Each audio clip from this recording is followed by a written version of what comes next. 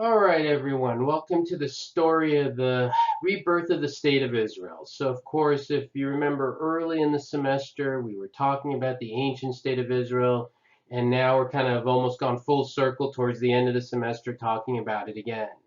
And of all our stories this semester, this might be one of the most remarkable one. It is obviously historical, but in some respects, it's actually biblical. I mean, the idea that there is a Jewish state for the Jewish people today is remarkable if you consider the long history. Remember, this is a story of a people who have been exiled, who have been persecuted from generation to generation, accused of causing the Black Death, accused of causing World War I, all these kind of anti-Semitic ideas, persecuted over and over again, yet they managed to thrive and keep their culture alive all the way until today without even having a homeland. And that, of course, changes in 1948. But to understand this, it's a quite a bit of a journey, right? I like going through the whole thing, going through everything step by step, going through it chronologically. So kind of let me set up what we're going to be doing so you kind of have an understanding of where we're going with this over the next several lectures. This is going to be a pretty important topic in our History of the Middle East class. So essentially what we're setting up is this. We're going to talk about the events leading up to the creation of the State of Israel, which officially happens in 1948. And for that, we're going to kind of cover things mainly from the 1800s to 1948, although I'm going to kind of give a quick recap. We'll talk about the conflicts that emerged and all the wars that happened as a result of the creation of the State of Israel, specifically the Arab-Israeli wars and the conflict with all their neighbors. We'll talk about, even though there were a lot of wars, how there were some peace treaties made and how those have been positive, and then some of the struggle that continues. And, even before I go any further, I think it's really important to understand that for the Jewish people, having a homeland, having a state of where they have a place of sanctuary is really important because of how few places the Jewish people have felt safe through the decades and the centuries. And even today, if you look at even our current times, there are very few places in the world where Jewish people feel safe. Obviously Israel is one of the countries where the Jewish people don't have to worry about somebody else trying to, persecute them. That's not very true even in Europe. It's not true in much of Latin America. And even in the United States, we go, we're a very tolerant nation. The United States is probably one of the most tolerant nations in the world. We don't even often realize that. But if you look at the United States, there are political figures, even in the Democratic Party, for example, who support anti-Israel legislation. There are some right-wing groups who don't like Israel as well, and so you do have some people, even in the United States, that go after the Jewish people. So I think it is important to understand that this is a really important issue because of the whole history, and you really understand it. You can't just look at what's going on today. To really understand the rebirth of the State of Israel, you have to understand thousands of years of history. So let's start. So if you recall, we have to go back a little bit to understand, the modern State of Israel and why it's created in 1948. We have to remember, and where it's created in 1948. We have to remember that this map that we had in the beginning of the semester of Israel and Judea, the kingdom of Israel, the kingdom of Judah, all the way back to 1000 BC, where you definitely had a Hebrew civilization, a Jewish civilization living in that land. We also know that shortly after 1000 BC, between 900 and 500 BC, various other powers, if you remember, took control of that land.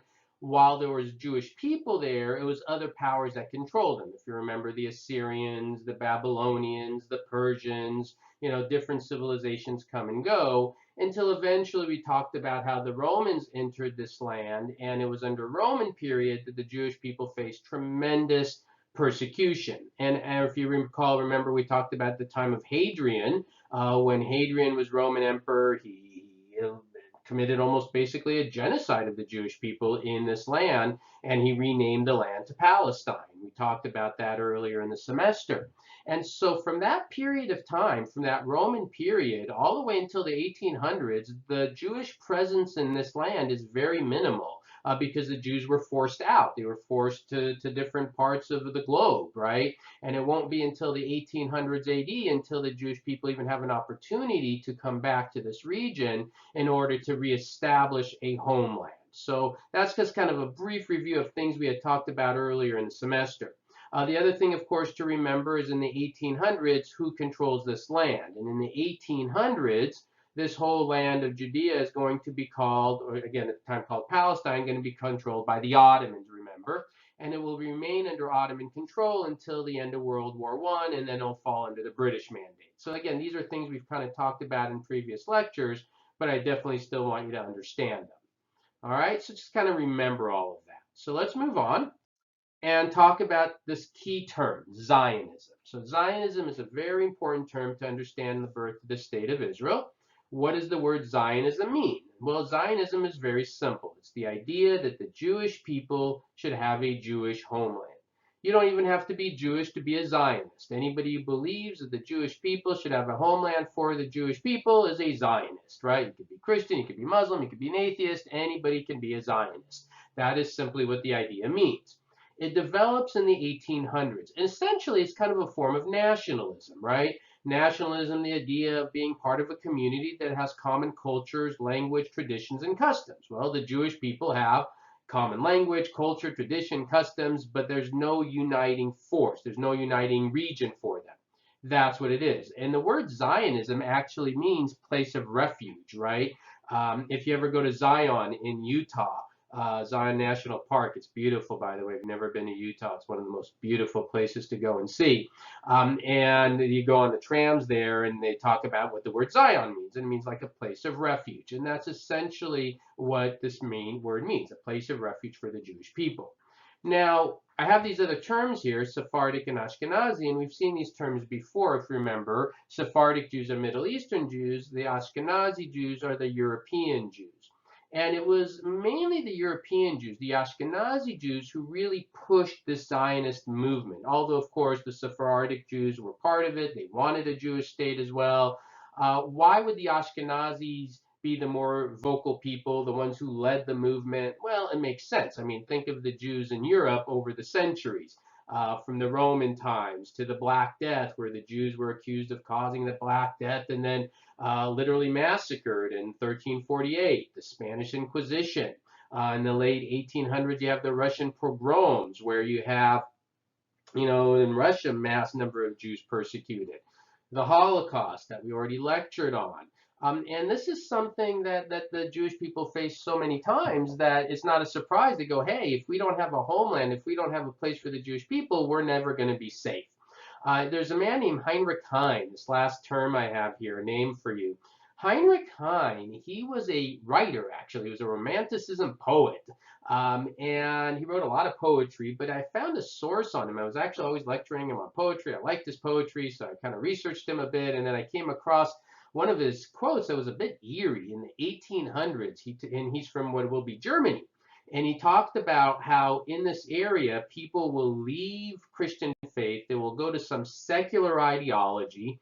And that secular ideology inside what will become Germany will begin by burning books and then burning men. And he was specifically talking about the Jewish people. So even in the 1800s, you see people recognizing in Europe that, hey, it's not safe for the Jewish people there. And that's where the Zionism idea really begins to flourish from. But again, it's going to be a global idea.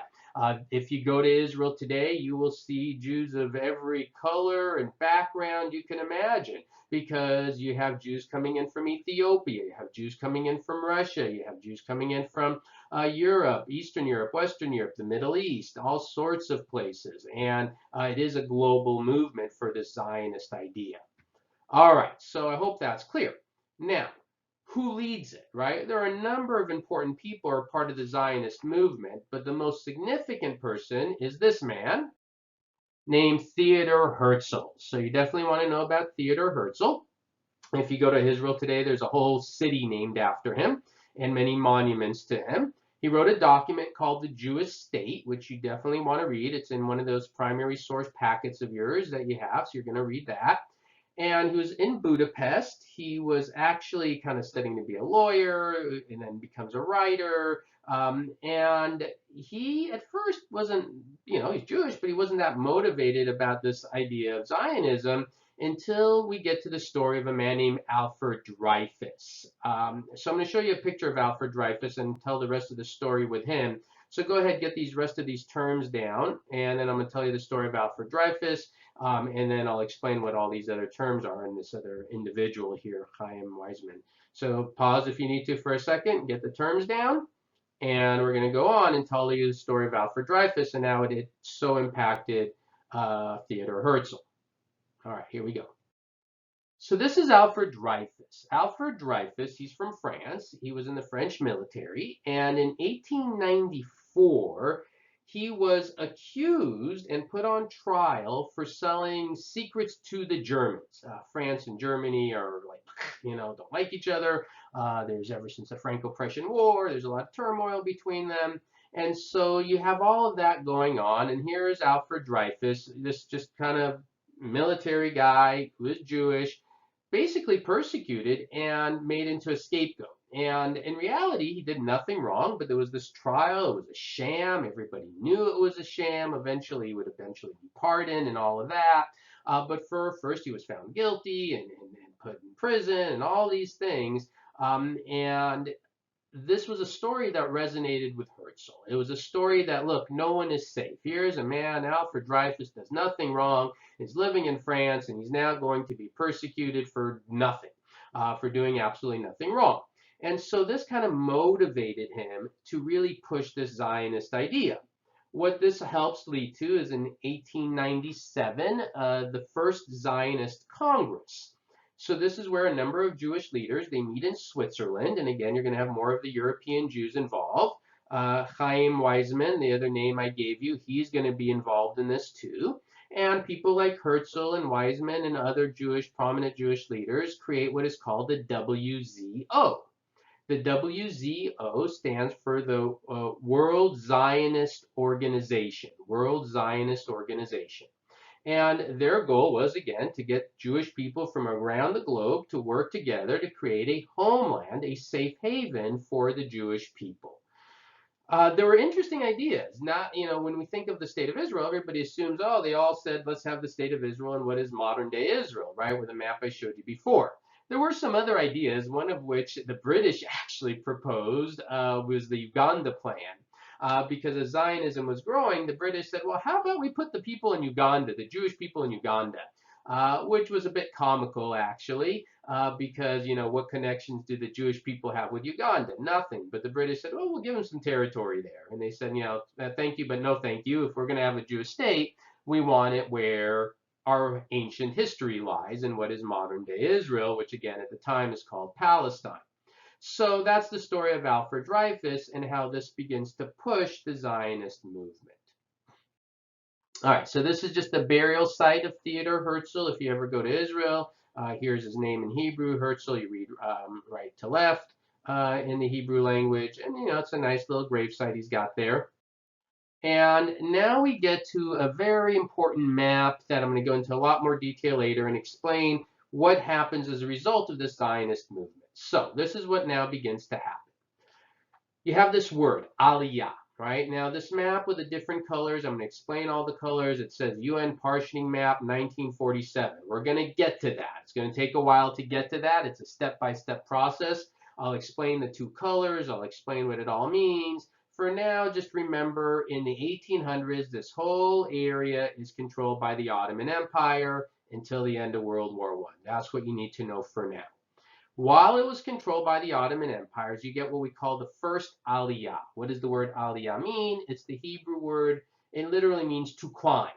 And so what this was, between 1881 and 1903, Jewish people left wherever they were in Europe and went an Aliyah. They did an Aliyah. People do that today. Even today, somebody can say, if you're living in France and you're Jewish, I'm doing an Aliyah to Israel. It means I'm leaving France, I'm moving my family, I'm going to Israel, that's our homeland. You still use the term today even. And so 15,000, it doesn't sound like a lot, but again, at the time, the population in this area was very minimal. There weren't that many people living there. The reason I have Mark Twain, of all names, why do I have Mark Twain there? Because Mark Twain visited this region in the 1800s, and Mark Twain talked about how it was basically barren land. There wasn't a lot of people living in this area during this late Ottoman period, and then when the British take it over. And so there was some people there. Again, one of the issues that we're going to eventually see here is between the time the Jewish people were forced out of Israel and the recreation in the 1800s, the Zionist movement, where the Jewish people moved back in, other people will be living in there, the Arab population primarily. It's not a population of millions and millions of people, but it is a populations in some areas of tens of thousands of people, certain cities, and that will create an issue, which again, why this map is two colors, we're going to get to and explain. But again, I want to go through it step by step. So then you get the second Aliyah, which is larger, 1904 to 1914, right? Where even more Jewish people are moving to the state, or there's no state of Israel yet, but to this land of Palestine. Where are they moving to? Well, they're primarily moving to very uninhabited areas, cities like Tel Aviv. You can see where it says Tel Aviv there. And Tel Aviv will eventually become, this massive city. It's kind of the big city in Israel. It's the big metropolitan city where you have, the largest chunk of people living in Israel are in Tel Aviv.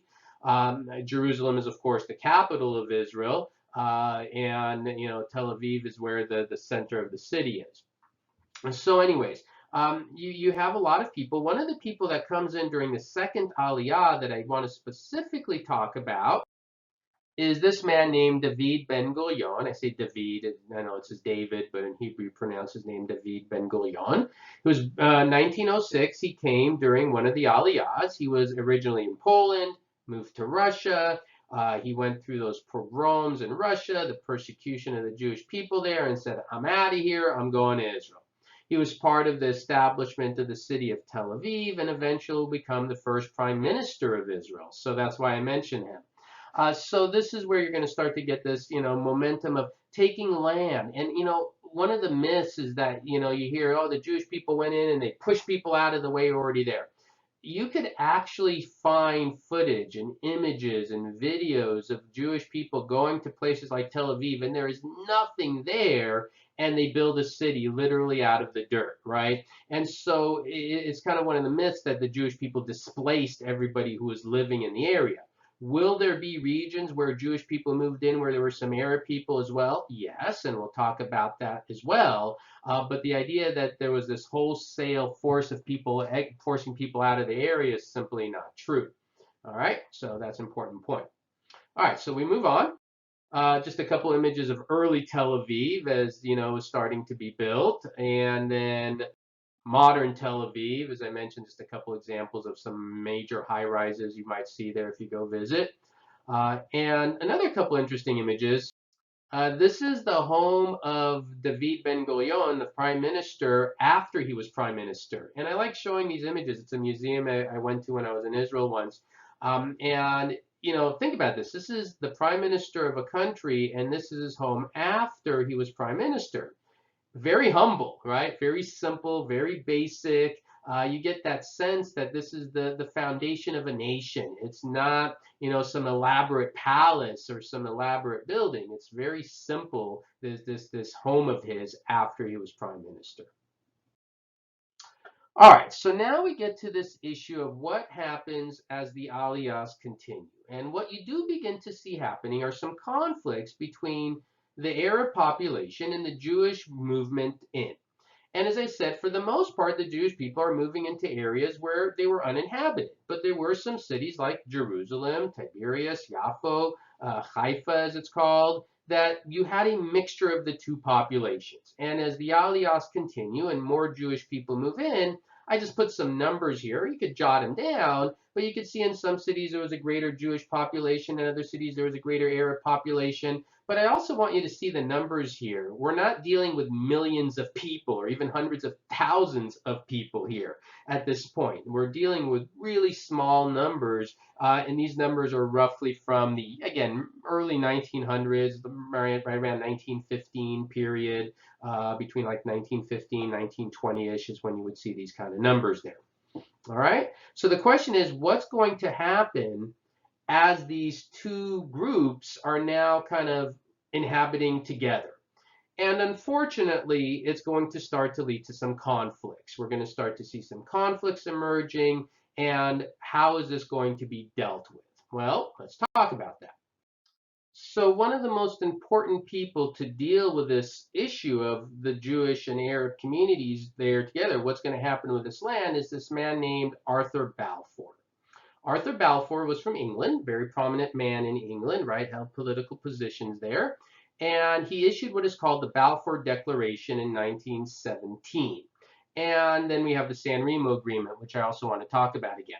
But the Balfour Declaration, just kind of go through it, says His Majesty's government, so England, view with favor the establishment in Palestine of a national home for the Jewish people, and will use their best endeavors to facilitate the achievement of this object, it being clearly understood that nothing shall be done which may prejudice the civil and religious rights of existing non-Jewish communities in Palestine, or the rights and political status enjoyed by Jews in any other country. So this is a pretty important statement, right? Because what you have now is not just Jewish people, but non-Jewish people, right? Balfour, England, supporting a Zionist idea, saying, yeah, you know, the Jewish people deserve a homeland. It shouldn't be somewhere off in Uganda. It needs to be in Palestine. But he's also acknowledging that the Arab population who live there can't just be shunned and can't just be pushed away, right? That they need to have their rights preserved as well.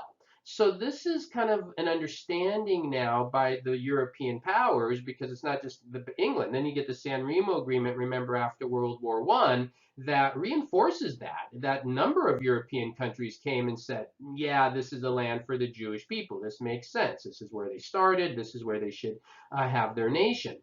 And so you have the Balfour Declaration, you have the San Remo Agreement. And so now the momentum is really building. The Balfour Declaration is very important. In fact, in Israel, there are streets named after Balfour because of his, support of this idea of having a Jewish homeland.